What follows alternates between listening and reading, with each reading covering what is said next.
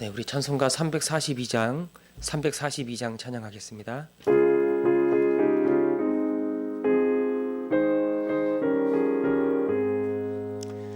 너 시험을 당해 죄 짓지 말고 너 용기를 다해 곧 물리치라. 너 시험을 이겨 새 힘을 얻고 주 예수를 믿어 늘 승리하라. 우리 구주의 힘과 그의 위로를 빌라.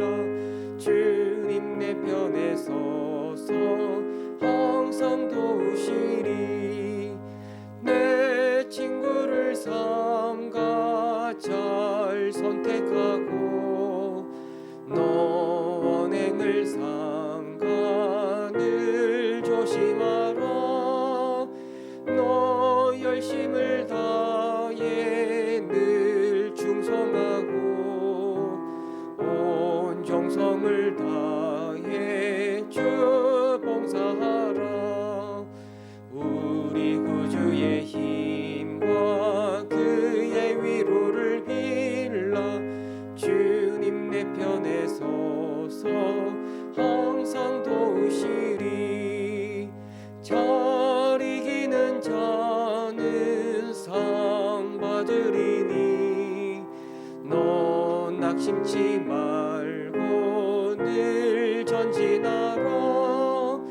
내 구세주 예수 힘 주시리니 주 예수를 믿어 늘 승리하라. 우리 구주의 힘과 그의 위로를 빌라. 주님 내 편에 서서 항상 도우시리. 아멘. 이번 주 토요일에 유치부 성경학교가 있습니다.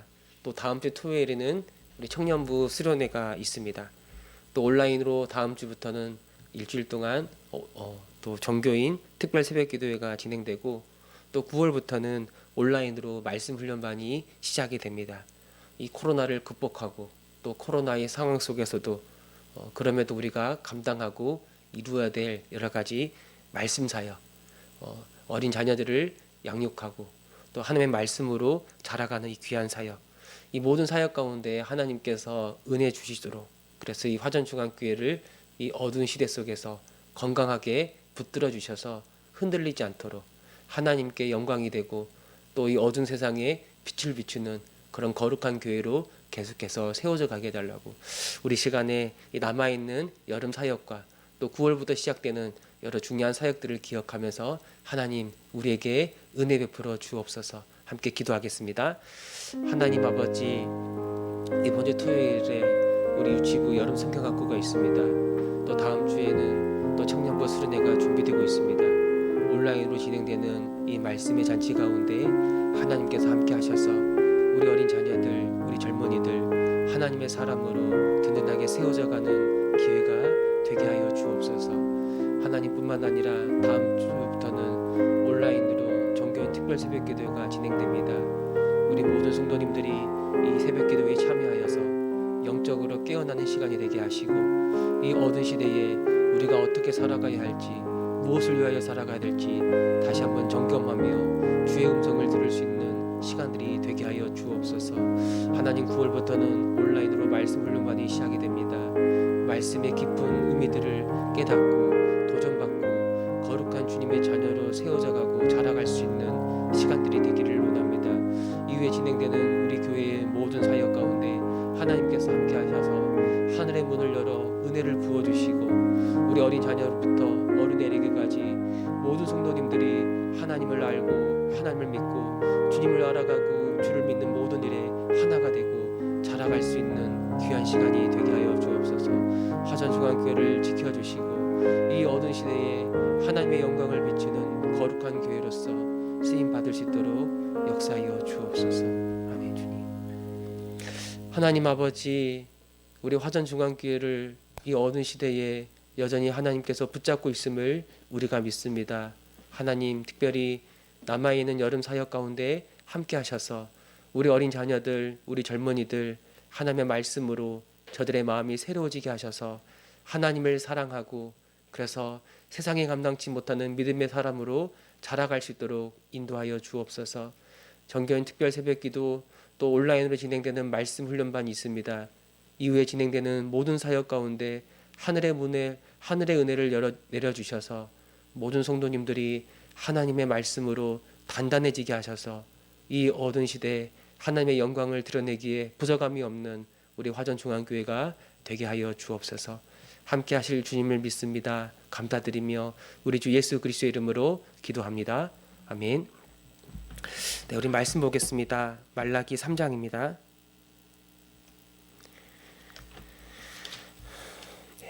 말라기 3장 우리 13절에서 15절 말씀 보겠습니다. 13절에서 15절 말씀 우리 함께 읽겠습니다.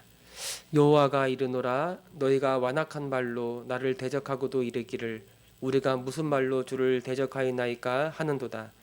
이는 너희가 말하기를 하나님을 섬기는 것이 헛되니 만군의 여호와 앞에서 그 명령을 지키며 슬프게 행하는 것이 무엇이 유익하리요. 지금 우리는 교만한 자가 복되다 하며 악을 행하는 자가 번성하며 하나님을 시험하는 자가 화를 면한다 하노라 함이라. 아멘. 이 말라기 시대의 이스라엘 사람들은 병든 짐승을 하나님께 제물로 드렸고, 또 그들이 먹을 수 없었던 이 더러운 음식을 하나님께 드렸다라고 말하고 있습니다. 또한 이 성전에서 봉사하는 제사장들은 하나님의 말씀을 가볍게 여기고 하나님을 경외하지도 않고 이 백성들에게 하나님의 말씀, 하나님의 율법을 가르치지도 않았어요. 이스라엘 백성은 하나님 앞에서 이 거룩한 백성으로 부르심을 받았지만 그들은 거룩이 무엇인지, 거룩한 삶이 무엇인지를 모르는 그런 영적인 무지 가운데에 빠져버린 겁니다. 먹고 살기 위해 이방인들과 이 전력적인 관계를 맺기 시작했고, 어려서 맞이했던 젊은 아내를 버리고 이방 여인을 아내로 맞아들였습니다. 그 자손들에게 신앙이 전수되고 이 거룩한, 이 경건한 전통이 전수되어야 하는데 하나님의 백성으로서의 그 거룩한 정체성을 이들은 잃어버리게 되는 거예요. 가난한 사람들, 과부와 고아와 나그네, 그들을 돌보고 그들의 삶을 책임져야 하는데 오히려 그들을 외면하고 심지어 가난한 사람들의 것을 빼앗고 착취하는 일들이 일어났어요. 온전한 11조를 하나님께 드림으로 이 레위인들을 섬기고 또 가난한 사람들도 도와줘야 하는데 이 물질을 나누고 이 물질로 섬기는 일도 이들은 소홀히 여기고 있었던 거예요. 여러분, 이 모든 현상을 한마디로 말한다면 거룩을 잃어버린 백성이라고 말할 수가 있습니다. 이 거룩은 하나님 백성의 이 정체성이라고 말할 수 있고요. 또 하나님이 이들을 부르신 이 부르심의 목적 또한 거룩이라고 말할 수가 있는 거예요. 하나님이 오래전 이스라엘 백성을 하나님의 백성으로 삼으셨을 때 그들을 제사장 나라로 삼으시고 그들을 거룩한 나라로 부르셨어요. 온 열방 가운데 하나님의 거룩함을, 이 거룩함이 영광인데 이 영광을 드러내서 온 열방이 그들처럼 하나님을 섬기는 사람으로 세워가도록 먼저 이스라엘 백성을 택하시고 그들을 불러주셨는데 이 이스라엘 백성이 하나님의 거룩과는 전혀 상관없는 삶을 살아가고 있는 거예요. 이 도대체 무엇이 문제인가? 삶이 너무 빡빡해서 그런 것일까? 이제 포로 생활에서 귀환해서 겨우 고국으로 돌아와서 이 삶을 일구어야 하는데 그들의 처한 형편이 너무나 힘들어서 그랬던 것일까? 아니, 오히려 힘들면, 오히려 더 어려움을 겪으면 하나님을 의지해야 되는 것 아니겠습니까? 하나님은 하나님의 백성들을 향한 이 고난, 이 어려움, 이 고난과 어려움을 향한 하나님의 뜻을 생각하면서 오히려 환난 중에 하나님을 더 찾고 하나님께 부르짖고 하나님을 기다려야 되는데 이 지금 말라기 시대의 이스라엘 사람들은 이 고난 가운데서 오히려 하나님을 떠나가고 있는 거예요. 하나님의 말씀이 없어서 이 사람들은 이렇게 하나님을 떠난 것일까? 율법을 제대로 듣지 못해서 그랬던 것은 아닐까? 물론 그럴 가능성도 있습니다. 그러나 기본적으로 유대인들은 이런 율법 공동체, 이 종교 공동체에 속해 있었던 거예요. 어딜 가든지 무엇을 하든지 하나님의 말씀, 하나님의 질서, 율법이 저들의 모든 삶을 지탱하고 있었어요. 어릴 때부터 철저히 율법을 외우고 암송하고 그냥 이 율법의 테두리 안에서 살아가는 삶이 그들의 하나의 전통이요, 하나의 관습이었던 거예요. 그들을 떠받치는 그냥 시스템 자체가 철저히 종교적이고 철저히 율법적이었던 거예요. 그럼에도 불구하고 그들은 하나님을 떠났어요. 겉으로는 종교적으로 하나님을 향하는 것처럼 보였지만 실상은 하나님과 전혀 상관없는 그런 삶을 살아갔던 거예요. 그렇다면 도대체 무엇이 문제인가? 왜 이스라엘 백성이 이렇게 엉망으로 살아가고 있는가? 하나님이 이들을 향하여 완악하다라고 말하고 이들을 버리실 것이라고도 말하고 왜 이렇게 엉망으로 살아가는 걸까? 결국에는 그 문제의 핵심이 저들의 마음과 그 중심에 있다라는 걸 알고 있는 거예요. 알 수가 있는 거예요. 그들의 심령이 하나님을 떠나 있는 것, 그들의 마음이 하나님을 떠나 있는 것, 바로 그것이 문제의 본질인 거예요. 여러분, 사람은 얼마든지 어떤 종교적인 문화와 전통을 지키며 살아갈 수 있어요. 그러나 그렇게 살면서도 온갖 외향을 떨면서 외식적으로, 의식적으로 모든 걸 다 지키면서도 실제 마음속으로는 온갖 죄를 범하고 온갖 악을 꿈꾸며 적당히 세상과 타협하고 어떤 세속적인 것을 구할 수가 있어요. 그 입술로는 하나님을 믿고 하나님을 경외한다고 하지만 속으로는 하나님을 전혀 생각하지도 않고 정말 세속적인 가치를 따라 살아가는 게 그게 사람의 마음이라는 거예요. 그 마음과 중심이 죄로 말미암아 부패되어 있기 때문에, 그래서 그 마음에 혁명이 일어나지 않고서는, 그 마음이 바뀌지 않고서는, 그 마음이 새로운 마음으로 변하지 않고서는 이스라엘 사람들은 하나님을 위하여, 하나님의 거룩함을 위하여 살아갈 수가 없는 거예요.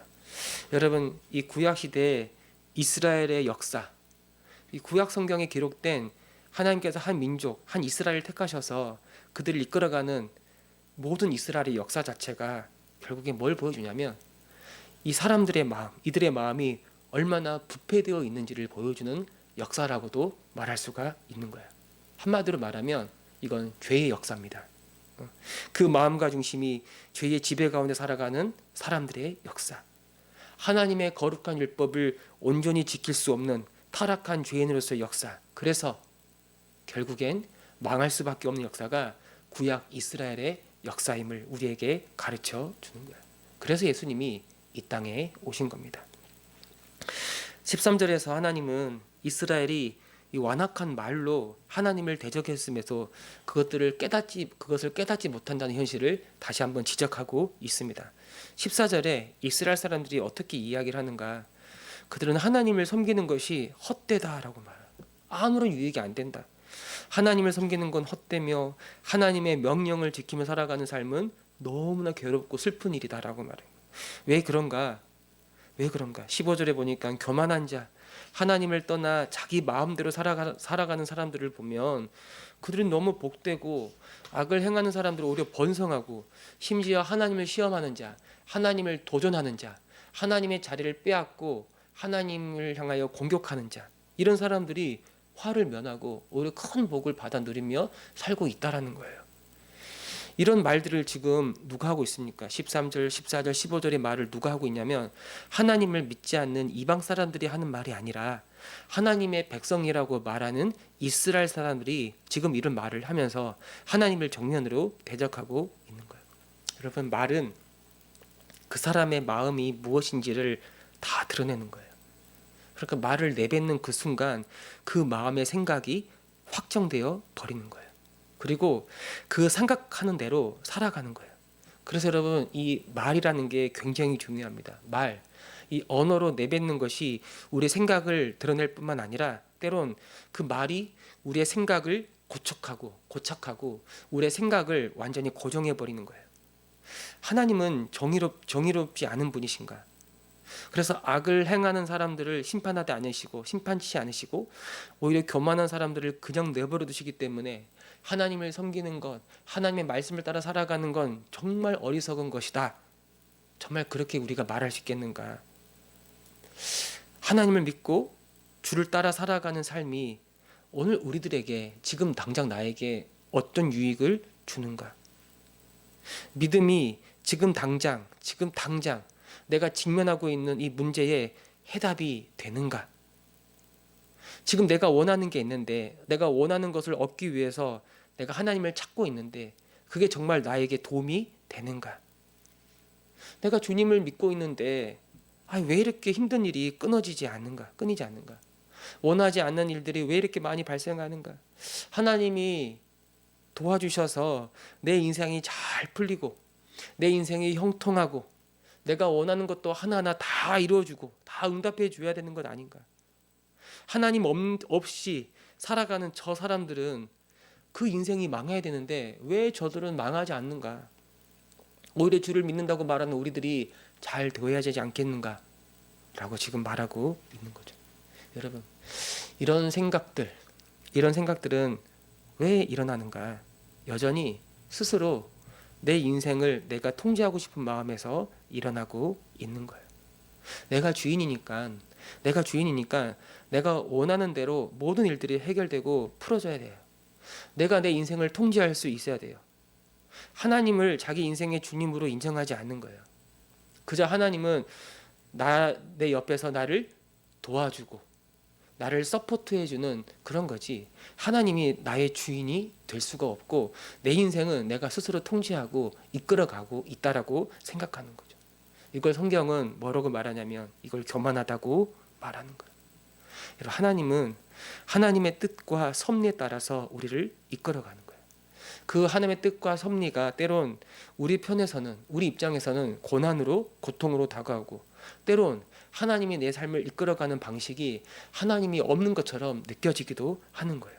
그러나 정말 하나님을 믿고 하나님을 신실하게 바라보는 사람들은 비록 지금 당장은 내 눈에 보이지 않지만, 내 눈에 하나님의 그 섭리와 하나님의 뜻과 그 오묘한 비밀들을 내가 볼 수 없지만 여전히 하나님의 주권과 섭리에 따라서 이 모든 일들이 이루어지고, 그리고 결국엔 하나님이 선을 이룰 것을 바라보고 기다릴 수가 있는 겁니다.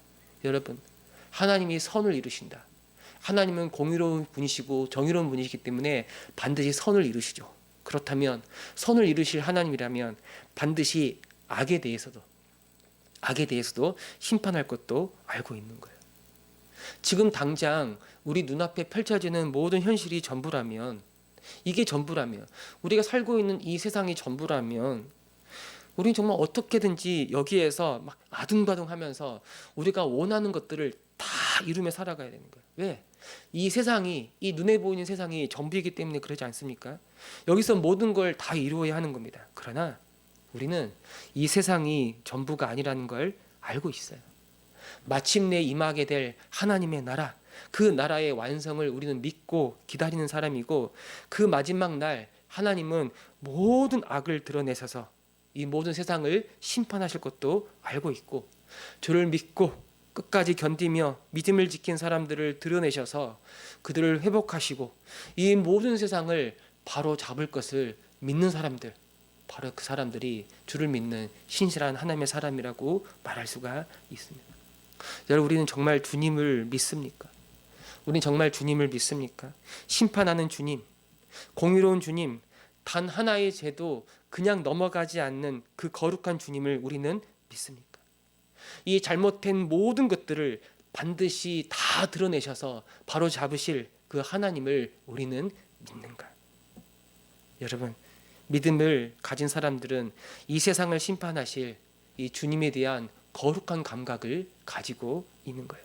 그래서 어느 우리의 현실 속에서 이 불의의 길을 따라 살아갈 수가 없는 거예요. 때론 손해보고, 때론 어려움을 겪더라도, 때론 고난을 겪더라도, 세상 사람들이 하나님을 떠나면서 온갖 번영을 누리고 온갖 복을 누리며 산다 하더라도 우리는 그들이 걸어가는 그 거짓된 길을 따라갈 수가 없는 거예요. 우리 눈앞에 우리 주님이 보이기 때문에, 그리고 온 세상을 심판하러 오실 주님을 우리가 보기 때문에 우리는 그 어둠의 길, 그 죄악의 길을 걸어갈 수가 없는 겁니다. 주님, 이 심판의 주님으로 이 땅에 오시는 그 주님을 믿게 하옵소서. 반드시 이 세상 잘못된 일들이 바로 잡을 그 주님을 믿게 하셔서 오늘 하루도 우리가 죄 가운데 살아가는 게 아니라 하루하루 거룩의 길, 믿음의 길, 주님의 길, 주님을 기다리며 살아가는 거룩한 길로 나아가게 하옵소서. 오늘 이것이 저와 여러분 우리의 기도가 되기를 바랍니다. 아멘.